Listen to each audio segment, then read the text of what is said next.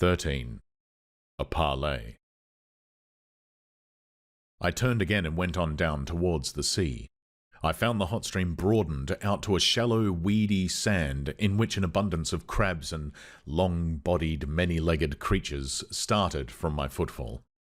I walked to the very edge of the salt water, and then I felt I was safe. I turned and stared, arms akimbo, at the thick green behind me, into which the steamy ravine cut like a smoking gash. But, as I say, I was too full of excitement and, a true saying, though those who have never known danger may doubt it, too desperate to die. Then it came into my head that there was one chance before me yet.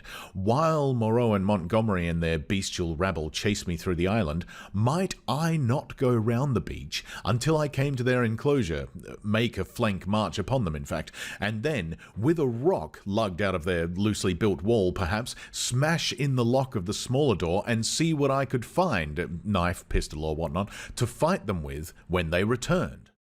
It was, at any rate, something to try. So I turned westward and walked along by the water's edge. The setting sun flashed his blinding heat into my eyes. The slight Pacific tide was running in with a gentle ripple. Presently, the shore fell away southward, and the sun came round upon my right hand.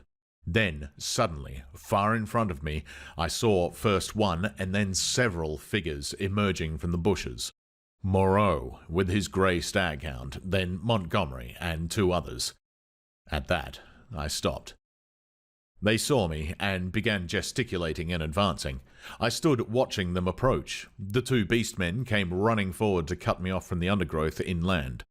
Montgomery came, running also, but straight towards me. Moreau followed, slower, with the dog. At last, I roused myself from my inaction and, turning seaward, walked straight into the water. The water was very shallow. At first, I was 30 yards out before the waves reached to my waist. Dimly, I could see the intertidal creatures darting away from my feet. "What are you doing, man?" cried Montgomery. I turned, standing waist deep, and stared at them. Montgomery stood panting at the margin of the water. His face was bright red with exertion, his long flaxen hair blown about his head, and his drooping nether lip showed his irregular teeth. Moreau was just coming up, his face pale and firm, and the dog at his hand barked at me.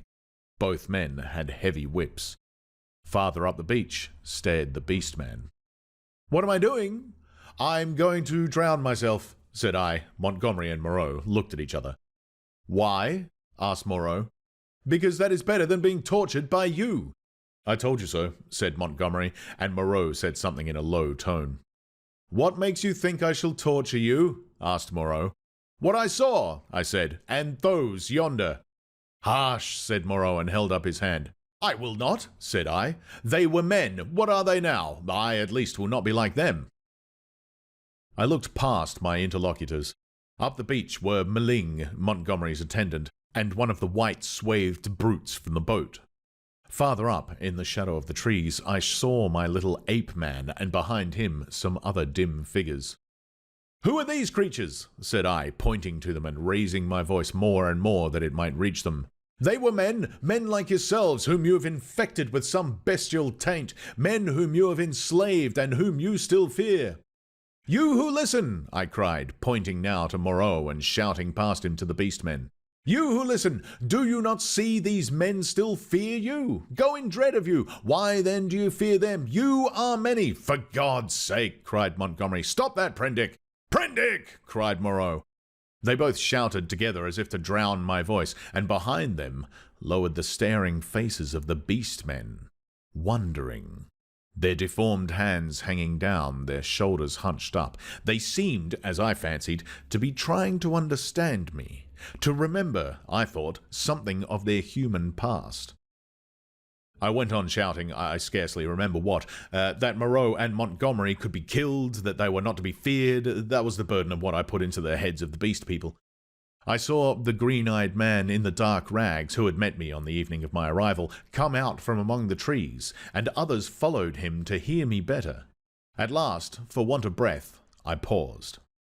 "Listen to me for a moment," said the steady voice of Moreau, "and then say what you will." "Well," said I. He coughed. thought, then shouted. Latin, Prendick. Bad Latin, schoolboy Latin, but try and understand. Hae non sunt homines. These are not men.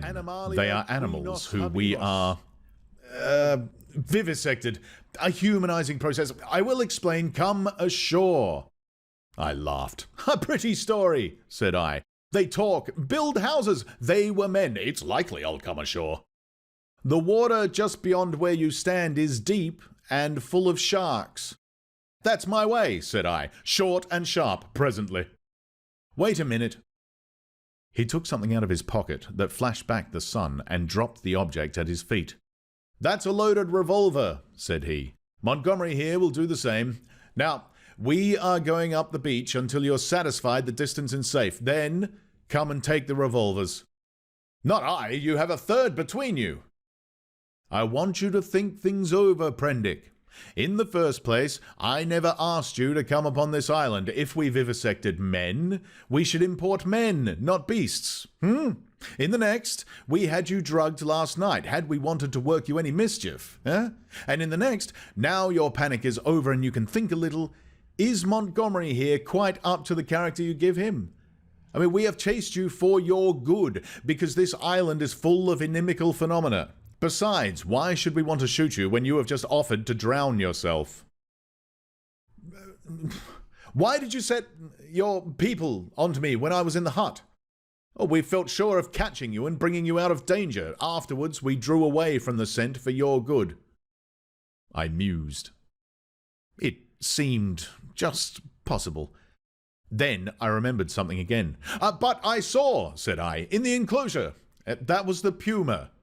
Look here, Prendick, said Montgomery. You're a silly ass. Come out of the water and take these revolvers and talk. We can't do anything more than we could do now.